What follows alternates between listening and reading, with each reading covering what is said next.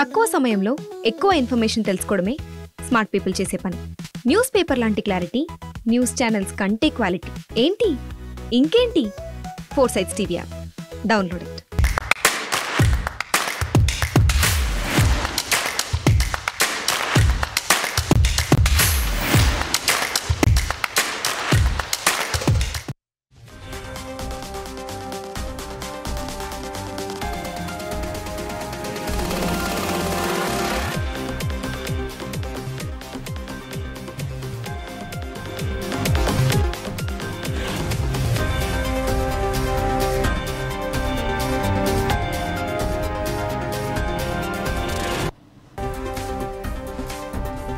ఏదైనా ప్రాంతం అభివృద్ధి చెందాలంటే రోడ్లు ముఖ్యం.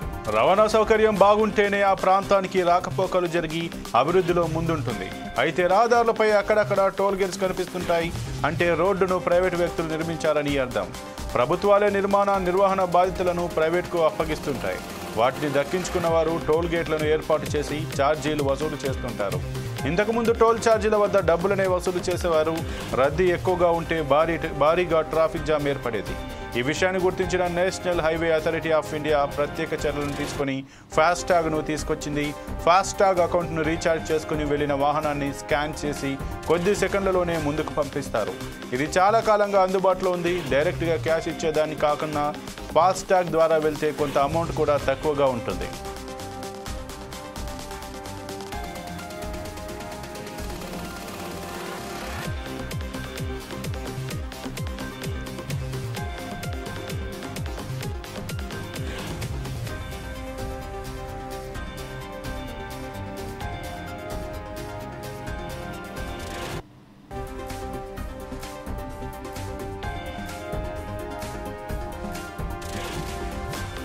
అయితే తాజాగా national payments corporation of India FASTag విషయంలో కొత్త మార్గదర్శకాలను విడుదల చేసింది.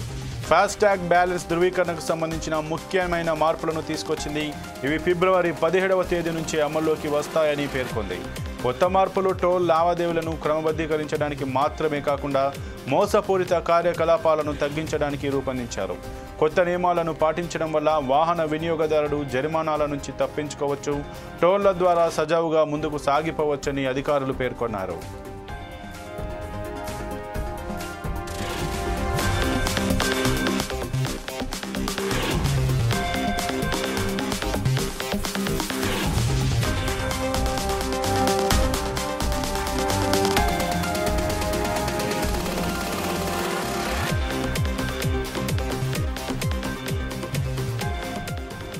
ఫాస్టాగ్లో తగిన బ్యాలెన్స్ లేకపోతే ఆ ఫాస్టాగ్ బ్లాక్ లిస్ట్లోకి వెళ్తుంది.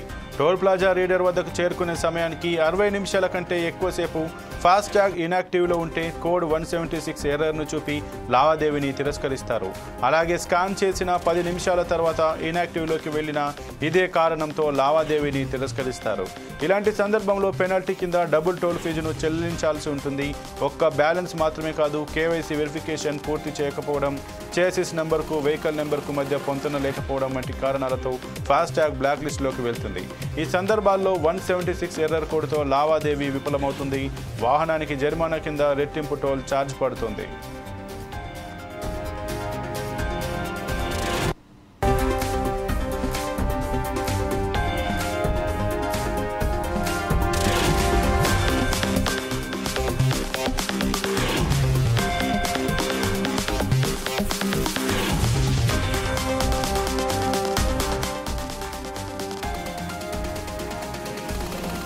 ఉదాహరణకు టోల్ చేరుకోవడానికి ముందే ఫాస్టాగ్ బ్లాక్ లిస్ట్ అయితే దాన్ని తెలుసుకున్న తర్వాత కూడా టోల్ గుండా వెళ్తే లావాదేవీలు రిజెక్ట్ అవుతాయి. అప్పుడు డబుల్ టోల్ ఛార్జ్ చెల్లించాలి. అలా కాకుండా ఫాస్టాగ్ బ్లాక్ లిస్ట్లో చేరడానికి 60 నిమిషాల ముందు లేదా స్కాన్ చేసిన 10 నిమిషాల లోపు మీరు దానిని రీఛార్జ్ చేస్తే లావాదేవీలు సక్సెస్ అవుతాయి. ఎలాంటి జరిమానాలు చెల్లించాల్సిన అవసరం లేదు. టోల్ ప్లాజాలో ఎక్కువ టోల్ ఫీజు చెల్లించకుండా తప్పించుకోవాలంటే టోల్ ప్లాజాలను చేరుకునే ముందు ఫాస్టాగ్ బ్యాలెన్స్ తగినంత ఉంచేలా చూసుకోవాలి. బ్లాక్ లిస్టింగ్ వంటివి నివారించుకోవడానికి కేవైసీ వివరాలను ఎప్పటికప్పుడు అప్డేట్ చేస్తూ ఉండాలి.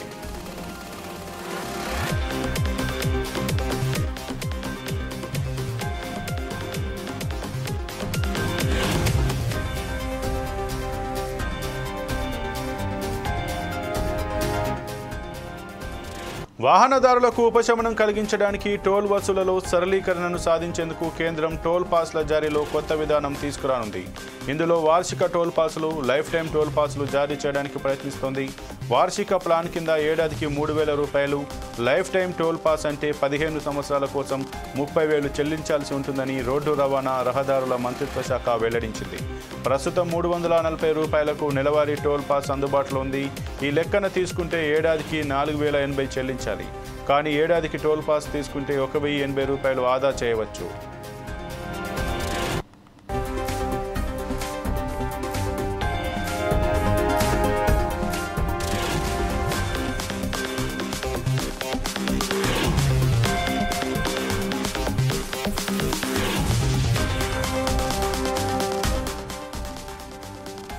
జరిమానాలు పడకుండా ఉండేందుకు ఫాస్టాగ్ లావాదేవీలు సులువుగా పూర్తయ్యేందుకు వినియోగదారులు టోల్ ప్లాజా వద్దకు చేరడానికి ముందుగానే ఫాస్టాగ్లో సరిపడా బ్యాలెన్స్ ఉంచేలా చూసుకోవాలి. ఫాస్టాగ్ బ్లాక్ లిస్ట్ కాకుండా ఎప్పటికప్పుడు కేవైసీ వివరాలు అప్డేట్ చేసుకోవాలి. ప్రయాణాలు ప్రారంభించడానికి ముందే ఫాస్టాగ్ స్టేటస్ను పరిశీలించుకోవాలి. ఇటీవల టోల్ ప్లాజా వద్ద వాహనాల ఛార్జీల విషయంలో కేంద్రం మరో నిర్ణయం తీసుకోనుందని వార్తలు వచ్చాయి. కొత్తగా గ్లోబల్ నావిగేషన్ శాటిలైట్ సిస్టమ్ ఆధారిత టోల్ విధానం అమల్లోకి తీసుకురానున్నట్లు తెలుస్తోంది. ప్రస్తుతం అనుసరిస్తున్న FASTag automatic number plate recognition టెక్నాలజీకి అదనంగా ఈ కొత్త విధానం అమలు చేసేందుకు చర్యలు తీసుకుంటున్నారని సమాచారం.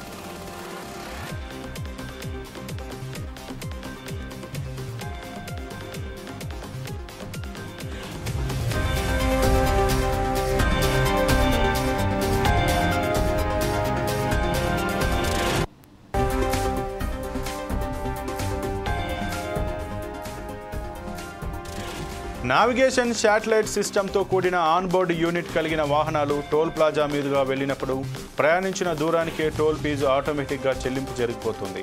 ఈ తరహా వాహనాలకు ప్రత్యేక లేన్లను అమర్చనున్నారని తెలిసింది. నావిగేషన్ డివైస్ లేని వాహనాలకు సాధారణ టోల్ ఛార్జీలే వర్తిస్తాయి. ఏది ఏమైనా జాతీయ రహదారులపై ప్రయాణం చేయాల్సి వచ్చినప్పుడు ఒక 2 గంటల ముందుగానే ఫాస్టాగ్ అకౌంట్ను చెక్ చేసుకోవడం మంచిది. బ్లాక్ లిస్ట్లో ఉన్న సరిపడినంత బ్యాలెన్స్ లేకపోయినా రీఛార్జ్ చేసుకోవడం ఉత్తమం.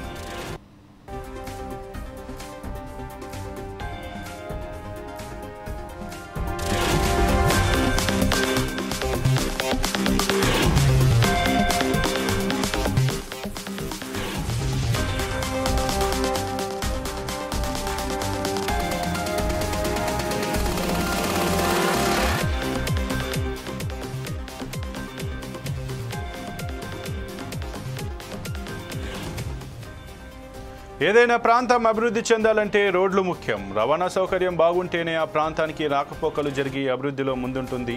అయితే రహదారులపై అక్కడక్కడ టోల్ గేట్స్ కనిపిస్తుంటాయి. అంటే రోడ్డును ప్రైవేటు వ్యక్తులు నిర్మించారని అర్థం. ప్రభుత్వాలే నిర్వహణ బాధ్యతలను ప్రైవేట్కు అప్పగిస్తుంటాయి. వాటిని దక్కించుకున్న వారు టోల్ గేట్లను ఏర్పాటు చేసి ఛార్జీలు వసూలు చేస్తుంటారు. ఇంతకుముందు టోల్ ఛార్జీల వద్ద డబ్బులనే వసూలు చేసేవారు. రద్దీ ఎక్కువగా ఉంటే భారీ ట్రాఫిక్ జామ్ ఏర్పడేది. ఈ విషయాన్ని గుర్తించిన national highway authority of India ప్రత్యేక చర్యలను తీసుకుని ఫాస్టాగ్ను తీసుకొచ్చింది. ఫాస్టాగ్ అకౌంట్ను రీఛార్జ్ చేసుకుని వెళ్లిన వాహనాన్ని స్కాన్ చేసి కొద్ది సెకండ్లలోనే ముందుకు పంపిస్తారు. ఇది చాలా కాలంగా అందుబాటులో ఉంది.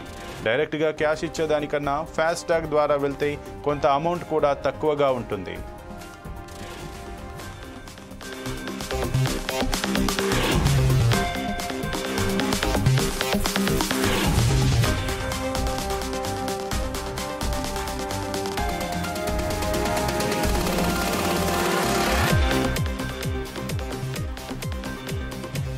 అయితే తాజాగా national payments corporation of India FASTag విషయంలో కొత్త మార్గదర్శకాలను విడుదల చేసింది.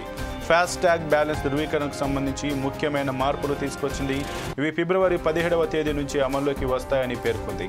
కొత్త మార్పులు టోల్ లావాదేవీలను క్రమబద్ధీకరించడానికి మాత్రమే కాకుండా మోసపూరిత కార్యకలాపాలను తగ్గించడానికి రూపొందించారు. కొత్త నియమాలను పాటించడం వల్ల వాహన వినియోగదారుడు జరిమానాల నుంచి తప్పించుకోవచ్చు. టోళ్ల ద్వారా సజావుగా ముందుకు సాగిపోవచ్చని అధికారులు పేర్కొన్నారు.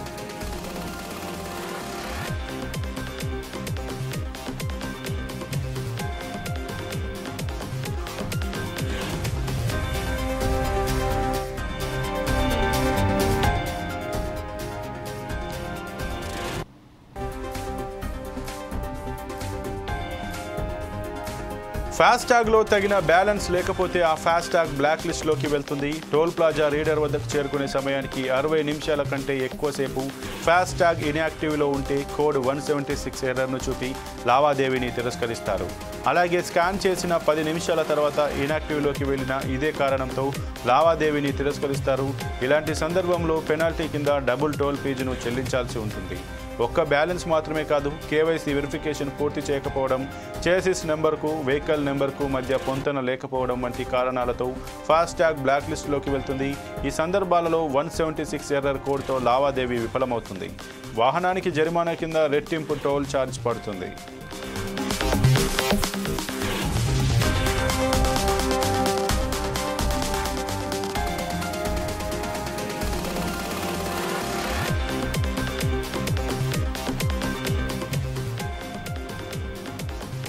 ఉదాహరణకు టోల్ చేరుకోవడానికి ముందే ఫాస్టాగ్ బ్లాక్ లిస్ట్ అయితే దాన్ని తెలుసుకున్న తర్వాత కూడా టోల్ గుండా వెళ్తే లావాదేవీలు రిజెక్ట్ అవుతాయి. అప్పుడు డబుల్ టోల్ ఛార్జ్ చెల్లించాలి. అలా కాకుండా ఫాస్టాగ్ బ్లాక్ లిస్టులో చేరడానికి 60 నిమిషాల ముందు లేదా స్కాన్ చేసిన 10 నిమిషాల లోపు మీరు దానిని రీఛార్జ్ చేస్తే లావాదేవీలు సక్సెస్ అవుతాయి. ఇలాంటి జరిమానాలు చెల్లించాల్సిన అవసరం లేదు.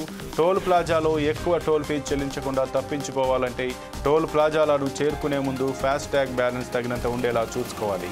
బ్లాక్ లిస్టింగ్ వంటివి నివారించుకోవడానికి కేవైసీ వివరాలను ఎప్పటికప్పుడు అప్డేట్ చేస్తూ ఉండాలి.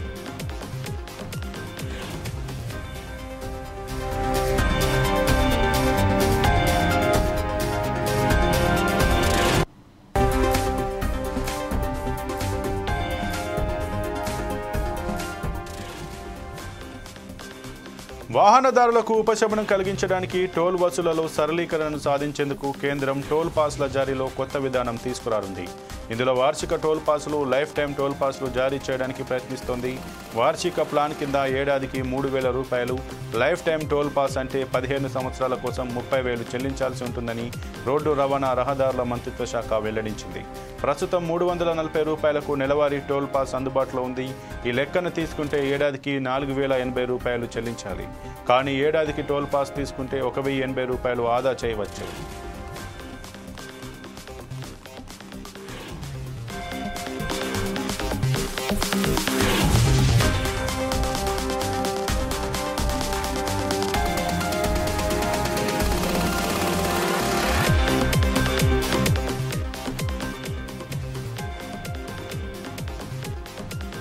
జరిమానాలు పడకుండా ఉండేందుకు ఫాస్టాగ్ లావాదేవీలు సులువుగా పూర్తయ్యేందుకు వినియోగదారులు టోల్ ప్లాజా వద్దకు చేరడానికి ముందుగానే ఫాస్టాగ్లో సరిపడా బ్యాలెన్స్ ఉండేలా చూసుకోవాలి.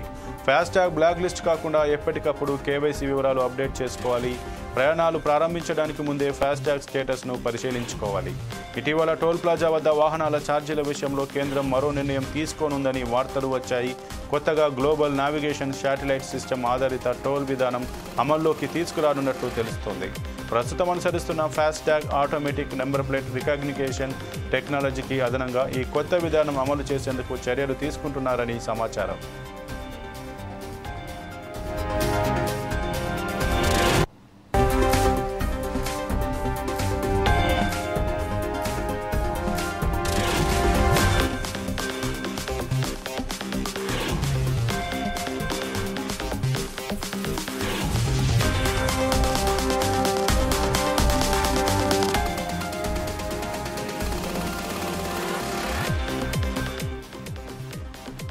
నావిగేషన్ శాటిలైట్ సిస్టంతో కూడిన ఆన్బోర్డ్ యూనిట్ కలిగిన వాహనాలు టోల్ ప్లాజా మీదుగా వెళ్ళినప్పుడు ప్రయాణించిన దూరానికి టోల్ ఫీజు ఆటోమేటిక్గా చెల్లింపు జరిగిపోతుంది. ఈ తరహా వాహనాలకు ప్రత్యేక లేన్లను అమర్చనున్నారని తెలిసింది. నావిగేషన్ డివైస్ లేని వాహనాలకు సాధారణ టోల్ ఛార్జీలే వర్తిస్తాయి. ఏది ఏమైనా జాతీయ రహదారులపై ప్రయాణం చేయాల్సి వచ్చినప్పుడు ఒక 2 గంటల ముందుగానే ఫాస్టాగ్ అకౌంట్ను చెక్ చేసుకోవడం మంచిది. బ్లాక్ లిస్ట్లో ఉన్న సరిపడినంత బ్యాలెన్స్ లేకపోయినా రీఛార్జ్ చేసుకోవడం ఉత్తమం.